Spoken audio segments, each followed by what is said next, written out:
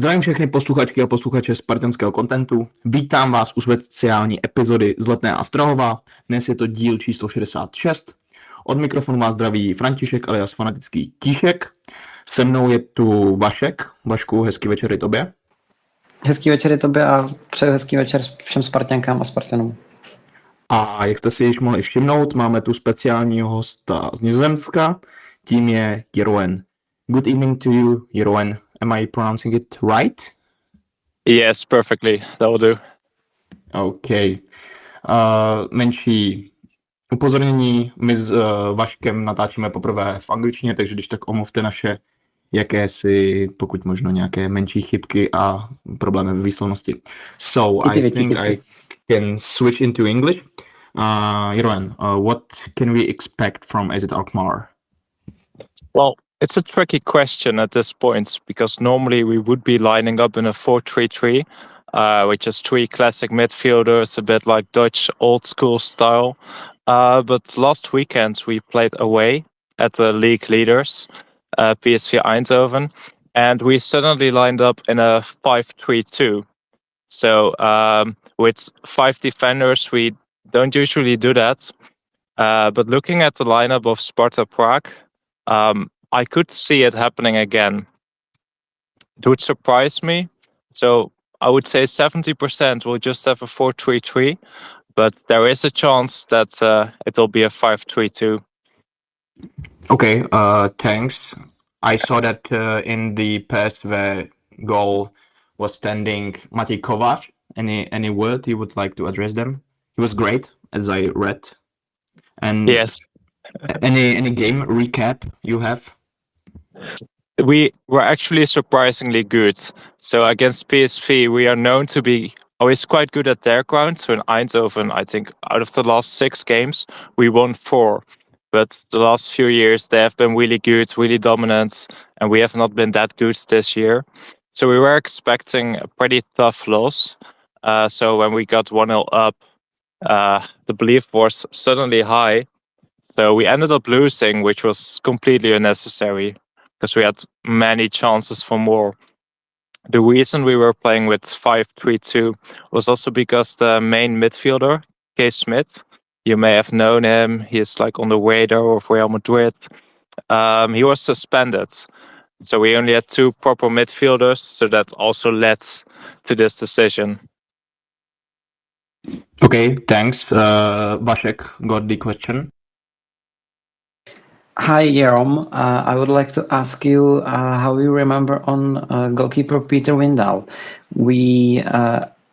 Today we heard that he's traveling with the team. He was injured, and I would like to ask you how you remember on him. I remember when we signed him, it was quite a big hype because you had these videos on YouTube where he was just good on the ball, like in the build-up play from the back. He was just really good. We were really looking for such a keeper.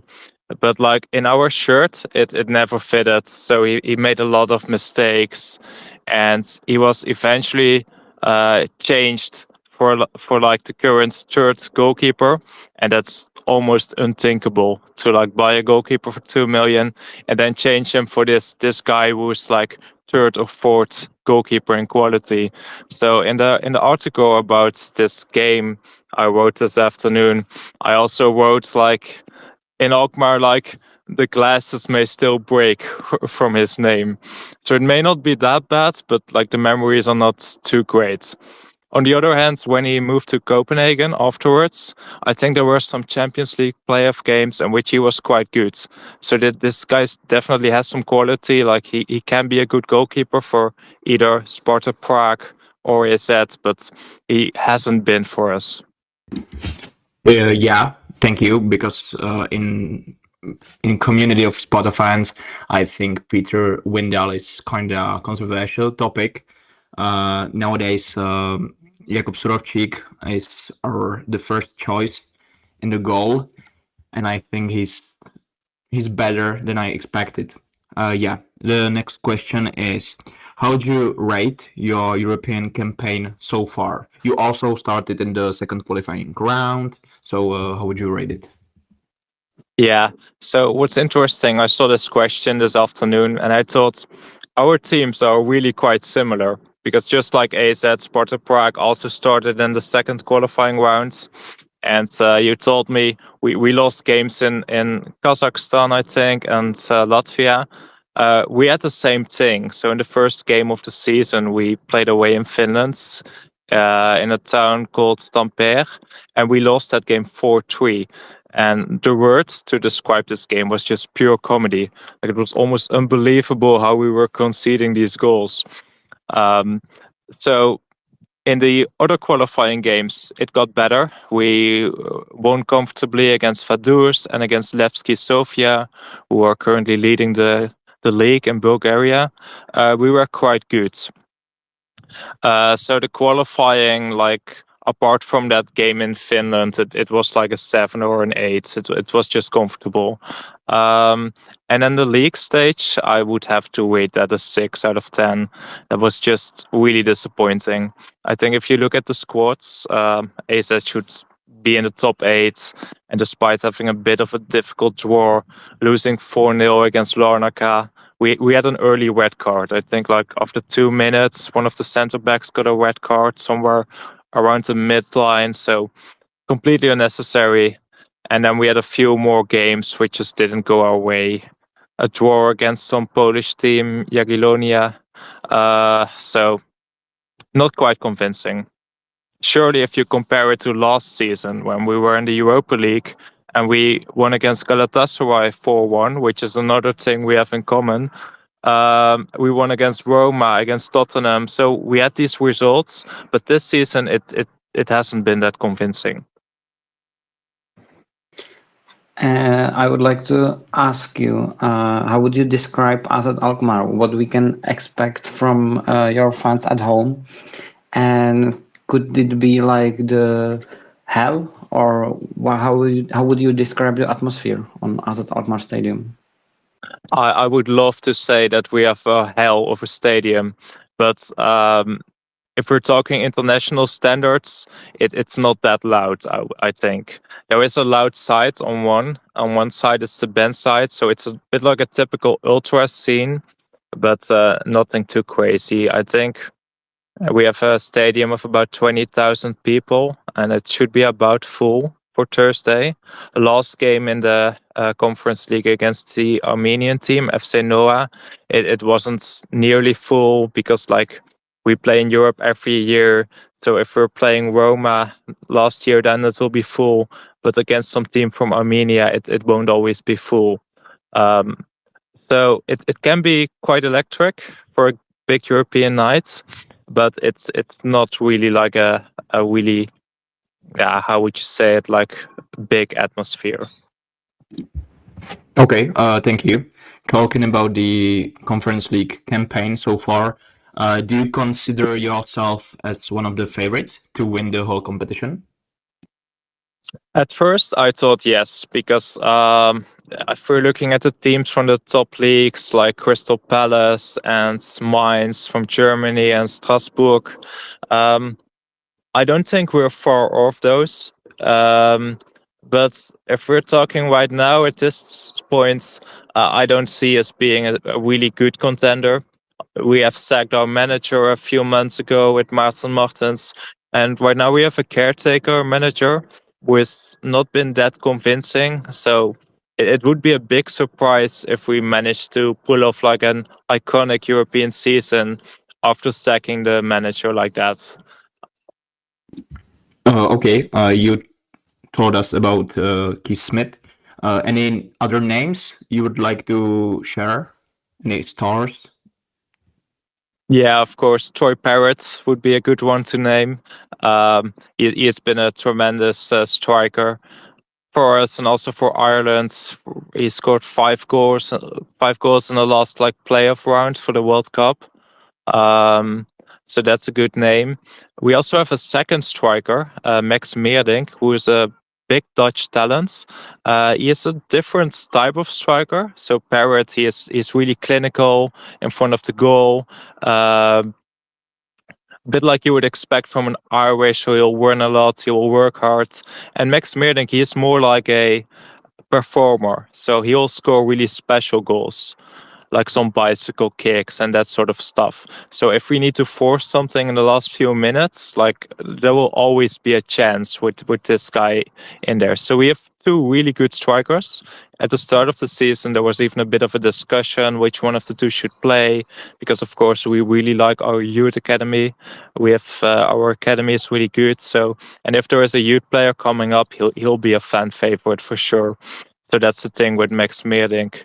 But still, Parrot has scored way too much to stop him off right now. Another name I can name is Sven Meijnans, who is an attacking midfielder. He just came back from injury, and I think in the Conference League there is just one player who has scored more goals, so over all the teams, not just us. So he's quite someone to look out for. Other than that, the centre-back duo is quite solid, but the team is a bit off balance. So the wingers have not been convincing for years. So it's always different names almost every game, and none of them really has been that convincing. Also, the backs, we have some injuries there, so that's also not a strength. And lastly, the goalkeeper. We have a talented young goalkeeper, but he slipped this weekend against PSV again, which cost us a goal. And I think I read somewhere that he might be injured tomorrow. So that would mean our second goalkeeper will be in goal, which is Jeroen Zoet. And he has been a goalkeeper for the Dutch national team in the past, but he has not been. He is getting a bit old as well, and he has not been in the best form of his life. But it would be a decent change. Okay, that's interesting. Is there anyone you are addicted to? I mean, addicted on the pitch. For example, in Sparta, it's Captain Lukáš Haraslín. Yeah. With K. Smith, of course, I think many fans will be addicted to him. Also because it's difficult to imagine a scenario where he's playing for us next year. So it's likely his last few games he's playing for us. So that's, of course, something you're looking out for. Other than that, there is the centre-back Wouter Goes, and he is one of the most hated players in the Netherlands. So he is known to be very dirty, let's say, towards strikers. So he'll if a striker is playing against him, he will have to be patient and don't go into his provocations, because he can be a bit annoying. But as AZ fans, we sort of adore that, because we sometimes lack this mentality. We were talking about midfielder. I would like to ask you on Matěj Šín. Would you tell us something about him? He's former Baník Ostrava player. He had some statements about Sparta Prague, so we don't like him too much. He said some very bad things about us. So would you think that it's some possibilities that he will play tomorrow? Maybe the final few minutes, but he has not been that convincing for us yet. So I think he has maybe had 1 or 2 starts, and sometimes 10 minutes per game. But I think he had 1 assist at the start of the season, which looked really good. But other than that, he has just not been with the first 15 players of the team. So he'll be on the bench, and maybe he'll play the final few minutes, but nothing more than that. He's not one of the players we would be leaning towards. I'm, however, a bit surprised, because as I know, he is from Baník Ostrava, and that's quite the other side of the country. So how come that he has been hated so much, or why has he made these statements? Well, for context, between Sparta and Baník Ostrava, there's a huge historical rivalry, because Oh wow! Baník fans, Baník is from the industrial part of Czechia, or former Czechoslovakia, and Sparta is from Prague, which is some kind of high class people, and we call ourselves like Sparťanská šlechta, which is Spartans, baronage, maybe nobles, something like that. So yeah, there's a huge rivalry, and he's the youngster made from Banik's academy. Yeah. Oh, okay, interesting. Yeah. Yeah. And he had some statements that he would rather do something that not to go to Sparta or Slavia. So he's very patriotic about this, and Okay. we hate him. Talking about Matěj, have you had higher expectations? I do think so, yeah. What looked like, also for a bit of context, I told you Sven Meijnans, which is our attacking midfielder.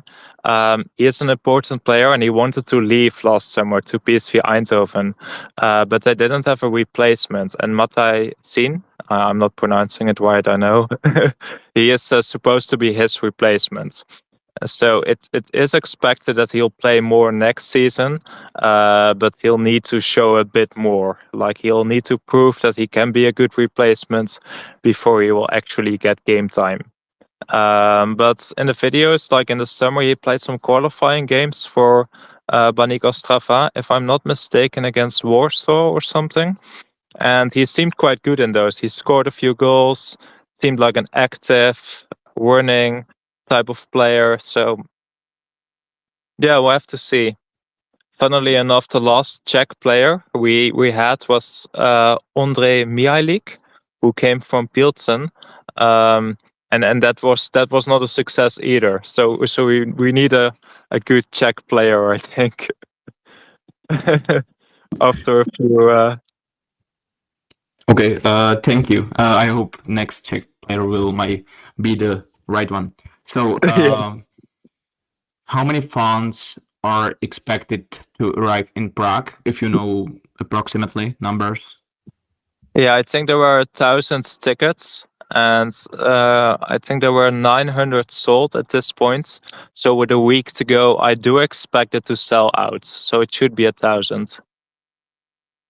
Yeah, nice one. I liked atmosphere in Letná from away fans.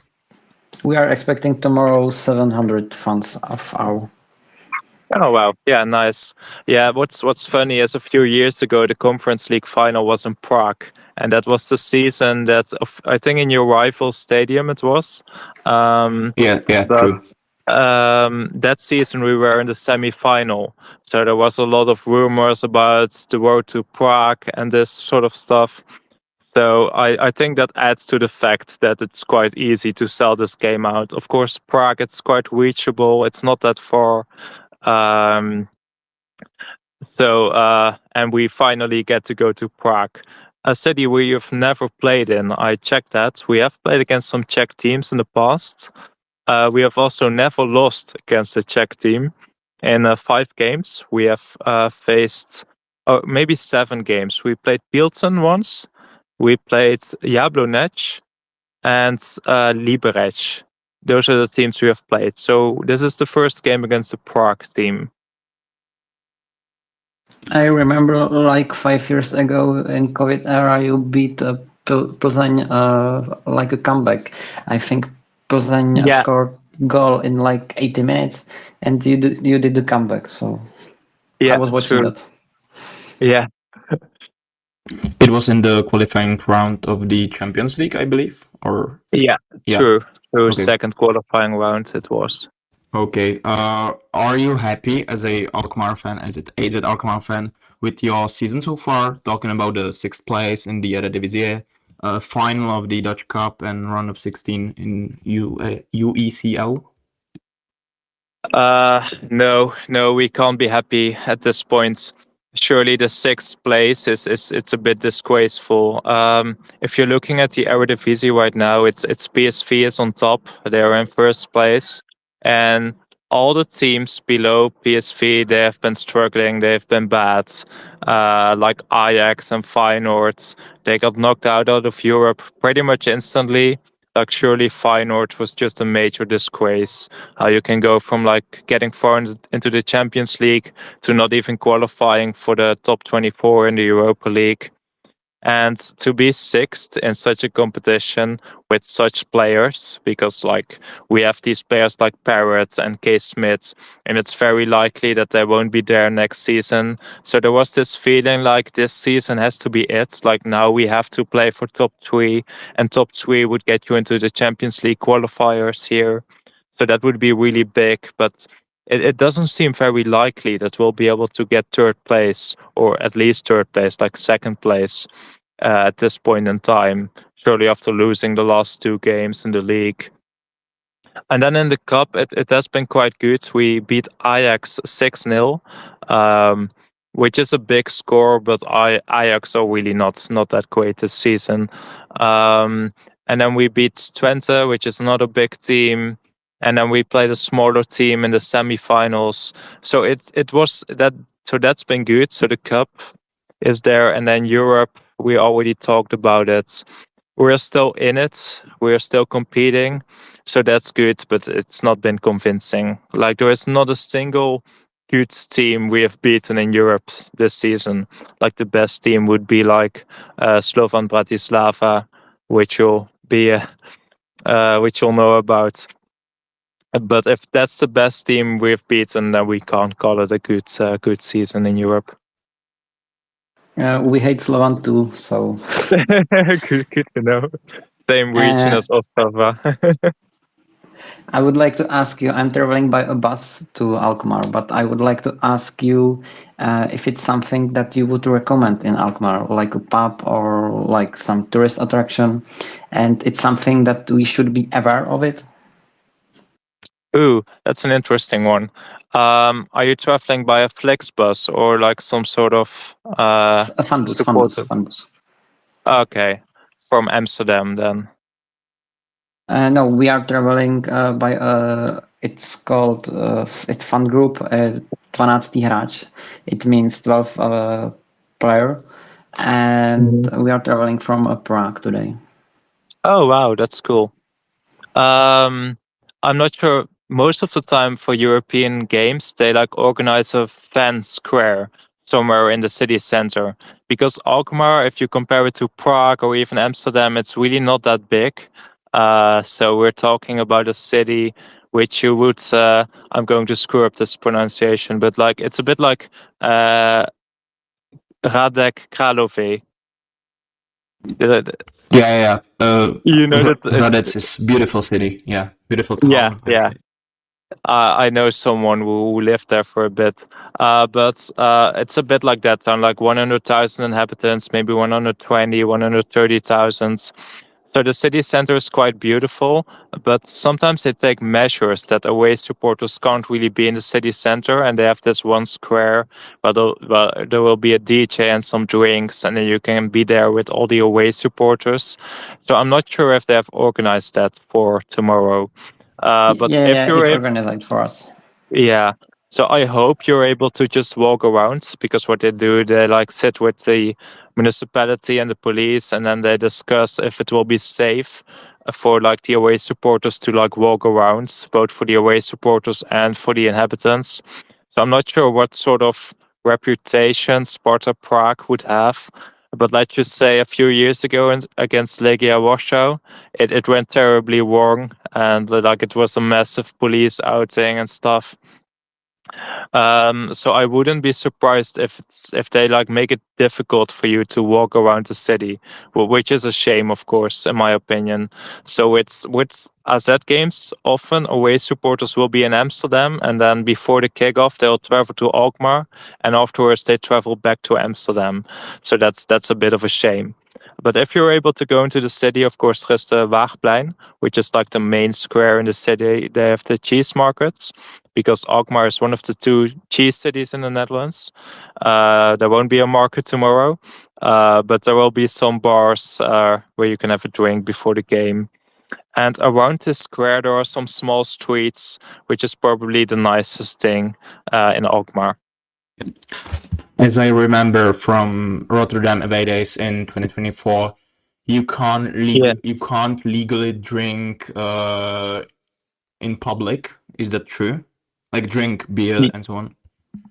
Yeah, that is true. It's illegal. Many people do it anyways, and like on the fan square, which will be organized, you can of course drink there. And if you do it in the city center and you're not like causing any like sounds or anything, it should be okay.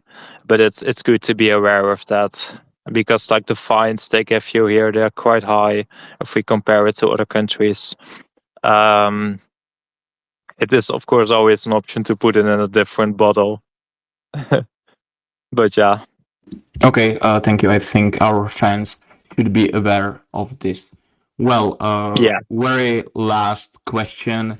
What kind of team does Sparta remind you of in the Netherlands? Like style of play? That's interesting. Of course, we had Feyenoord last year, who were under Brian Priske, your current manager. So that would be a team. But there aren't really many teams who play like 3-4-3 in a similar style. Because like here, almost everyone is playing 4-3-3. And in Europe, what we see many times is when an opposition team or opposing team is playing in like this 3-4-3, we have some trouble because we don't know this very well. So if we're talking level wise, I would say Sparta Prague is definitely like it's not PSV Eindhoven level wise. That's but maybe like Twente, like AZ itself, something like that. I think. Okay, thank you. Any last question you would like to address us? No, I think in general, I feel like tomorrow's game it will be really between patience and chaos, because I think with Priske and Sparta Prague, what I've seen from them, it's like this chaotic football often suits them well. So also with counters and corners and from one side to the other and so forth. And AZ, they would need to like prevent this. So like be patient on the ball, build up from the back, and just try to play football. So that's what we should be doing. But I'll be really interested to see what happens, because I think we have two very similar teams level wise.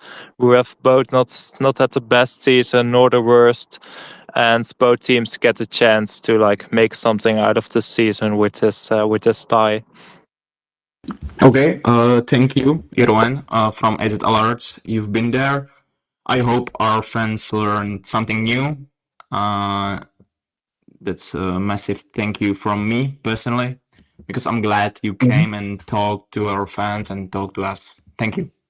And Yes, no problem. Vašek. Thank you so much, Jeroen, for your attention here.